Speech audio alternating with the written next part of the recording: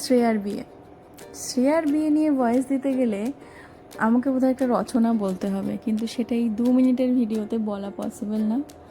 তাই যতটা পারছি আমি বলার চেষ্টা করছি, আর যেটাই বলছি খুব মন থেকে, খুব অন্তর থেকে বলছি।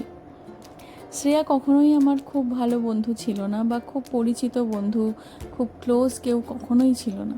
কারণ ও আর আমি জাস্ট 11-12 একসাথে পড়েছি, একই স্ট্রিম, একই ব্যাচমেট ও আমার, আর কিচ্ছু না। কারণ ও ছিল ফার্স্ট হতো, আর আমি লাস্ট বেঞ্চার অ্যাজ ইউজুয়াল।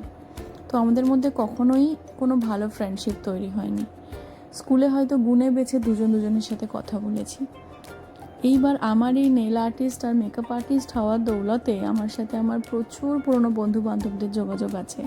সেরকমই শ্রেয়া একদিন হঠাৎ আমার কাছে নেলস করতে আসে। তারপরে সে বারবার কিছুবার আসতে থাকে, তো আমাদের ফ্রেন্ডশিপটাও আস্তে আস্তে সেই লেভেলের গাঢ় হতে থাকে। তারপরে ওর বিয়ে ঠিক হয়, ইভেন ওর বিয়ের সব মেকআপ লুকের দায়িত্ব আমার হাতে তুলে দেয়। তখনও ব্যাপারটা বুঝিনি যে ওর বাড়ি গিয়ে আমি এতগুলো নতুন সম্পর্ক পাবো। কারণ ওর বাড়ি গিয়ে আমি একটা বোন পেয়েছি, শ্রুতি, শ্রেয়ার বোন। ভীষণ ভালো মনের মানুষ।